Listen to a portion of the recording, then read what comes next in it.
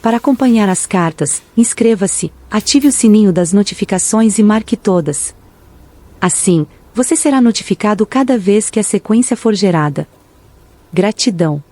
A caminho do Rio Jordão, senti-me muito entusiasmado com a possibilidade de ser batizado e começar uma nova vida. Eu sabia que, apesar de meu emocionalismo indisciplinado, também tinha nascido com uma inteligência aguçada, com um dom para o debate inteligente e persuasivo, o qual eu tinha usado caprichosamente de forma negativa, levando as pessoas a desenfreadas discussões. Eu havia jogado fora o meu talento em troca de uma vida de egoísmo, preguiça e prazer.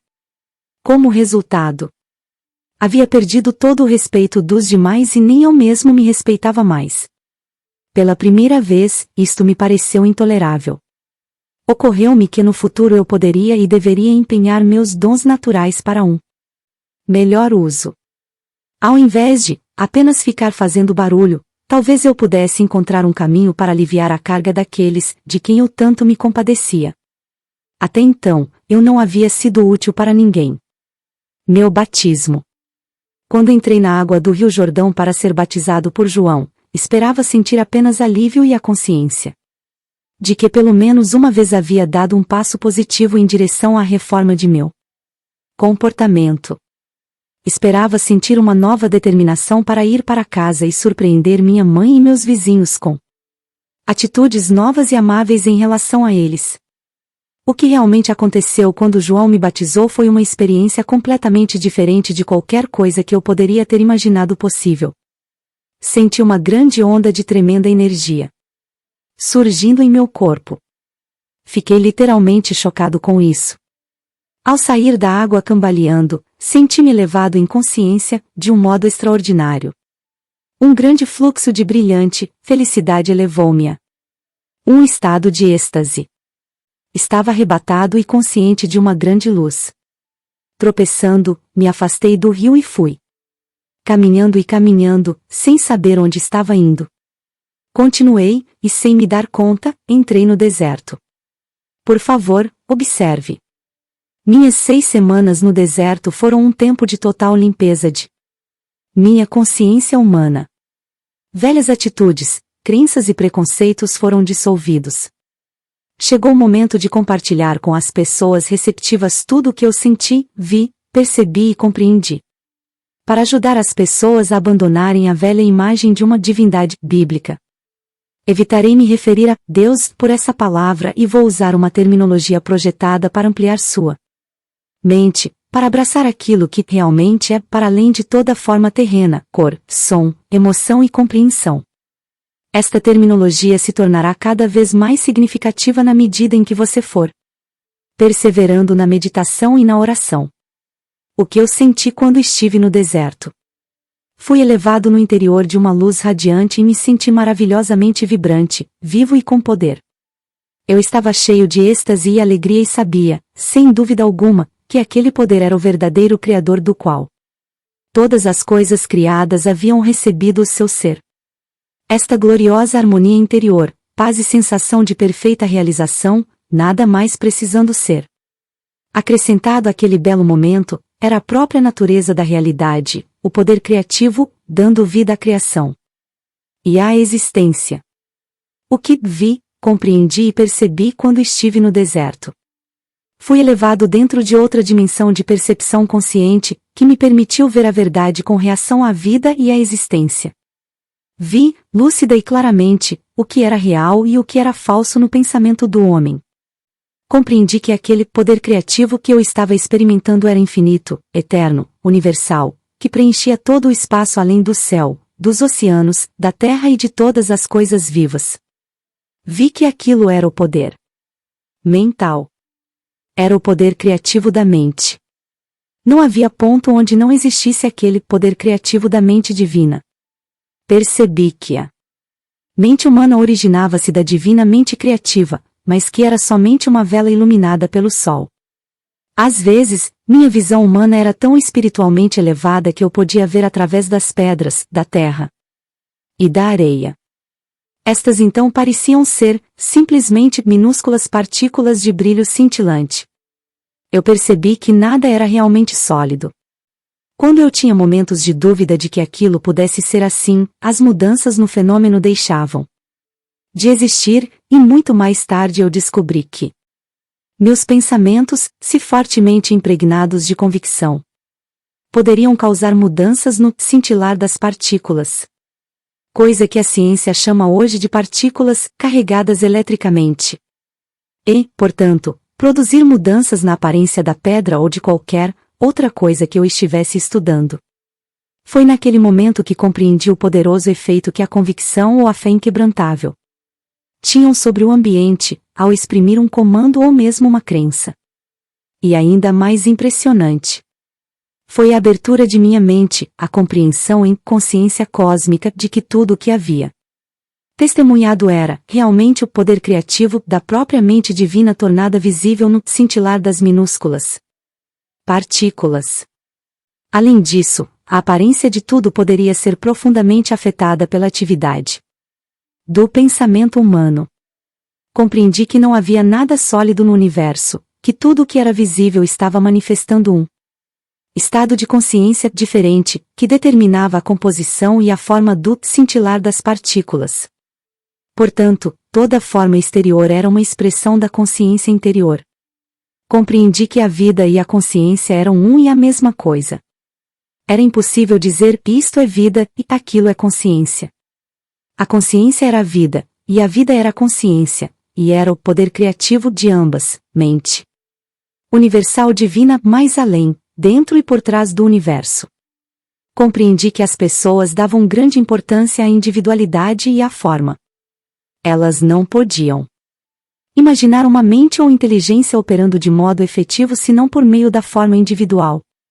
Por isso, os judeus haviam criado uma imagem mental de um imenso ser supremo, tendo todos os atributos positivos e negativos do ser humano. Desta forma era possível para os profetas acreditarem em e falarem da ira de Jeová, ameaças e castigos e da vinda de enfermidades e pragas em resposta à desobediência humana.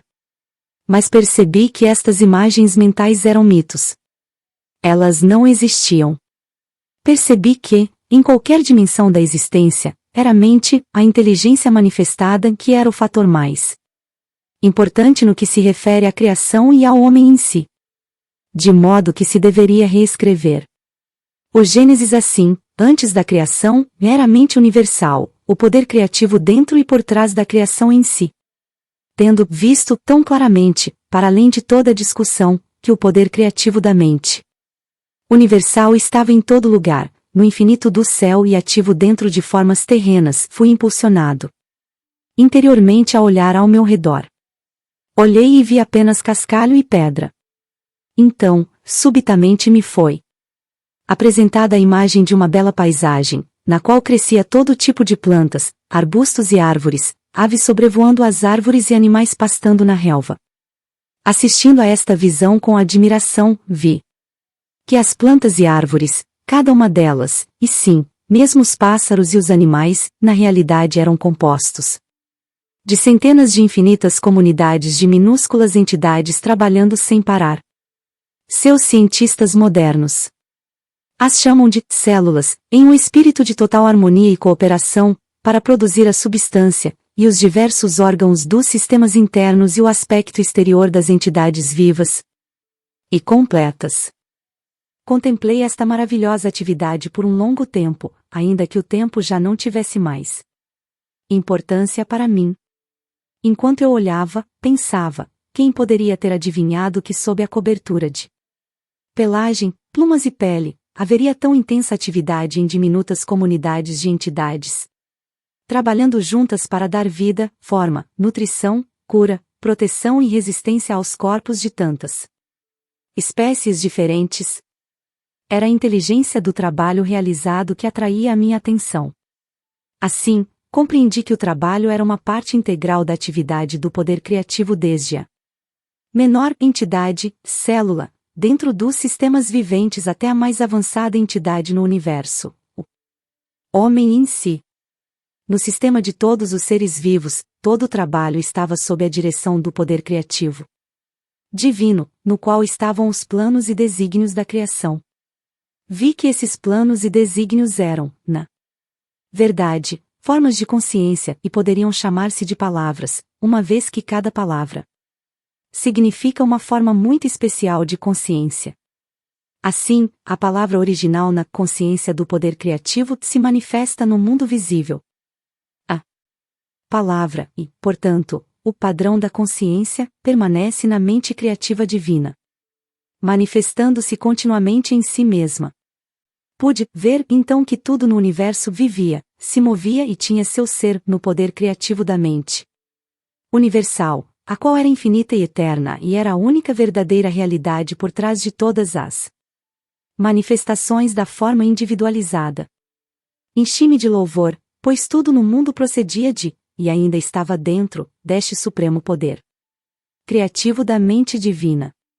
Fiquei maravilhado com toda esta atividade secreta que está sempre operando em tudo o que é vivo, incluindo o corpo humano.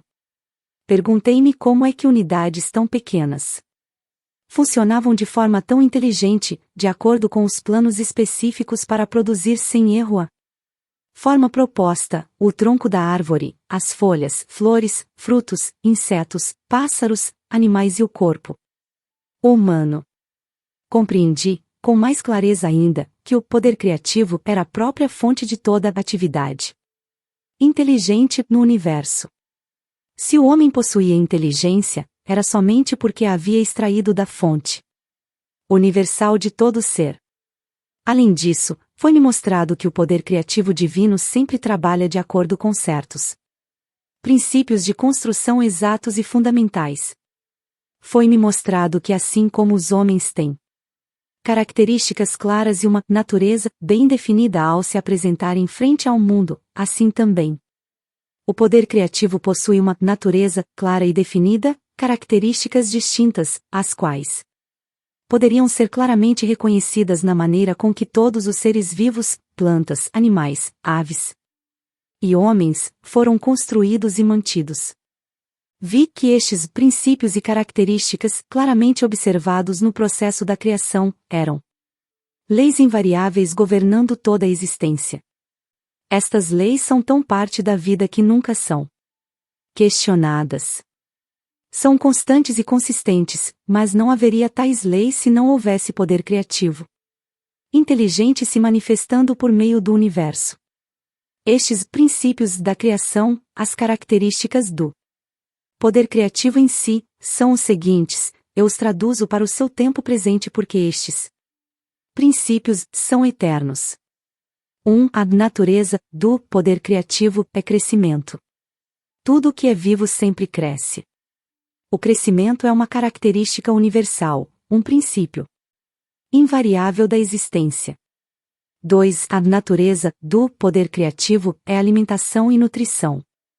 A alimentação e a nutrição são um processo maravilhosamente organizado dentro do corpo, que é evidente para todos aqueles que se dão ao trabalho de considerá-lo.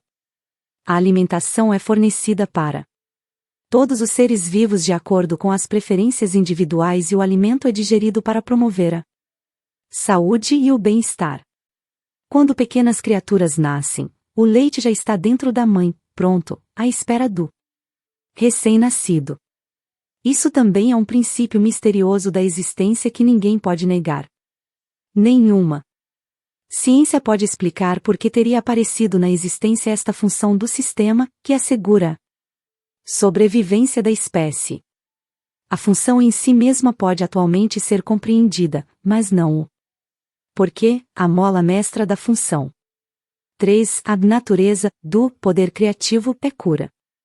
A cura é uma característica natural da existência e pode-se dizer que é um processo de aperfeiçoamento natural que ocorre para assegurar o conforto individual, mas ninguém pode explicar o que impele a atividade de cura. 4. A natureza do poder criativo é proteção. A proteção é uma característica integral do poder criativo e tudo o que parece ser a sua atividade aparentemente milagrosa no mundo é dirigida à proteção. Hoje seus livros de medicina descrevem os vários sistemas protetores do corpo, mas, quando estava no deserto, vi a característica de proteção inerente ao poder criativo inteligente, da seguinte forma: à medida que as plantas, aves e animais estavam me sendo apresentados para que os observasse de forma inspirada, pude ver como cada necessidade de proteção havia sido amorosamente fornecida, com grande atenção a cada detalhe. 5. Esta característica de proteção é combinada com outra característica dinâmica de satisfação das necessidades 10. Isso é evidente no fornecimento de pelos, pelagem e plumas para proteger a pele dos seres vivos, aquecendo-os no frio e abrigando-os no calor via as delicadas terminações dos importantes e sensíveis dedos receberem a apropriada proteção de unhas e cascos. As sobrancelhas protegem os olhos do suor. As pálpebras e cílios protegem os olhos da poeira e do dano. Percebi que os animais que atraem moscas foram equipados com o tipo de cauda que os faz livrar-se delas mais rapidamente. Que tipo alegre e feliz de amor e cuidado se expressou nestes pequenos atributos físicos que pareciam insignificantes e de pouca consequência e ainda assim tinham repercussões profundas para o conforto de todo ser vivo. Estes luxos físicos, somados ao desenho básico dos corpos, foram claramente o resultado de uma inteligência que teve a intenção de que a criação fosse confortável e feliz, livre do estresse que teriam experimentado homens e animais, se não tivessem sido proporcionados estes luxuosos detalhes.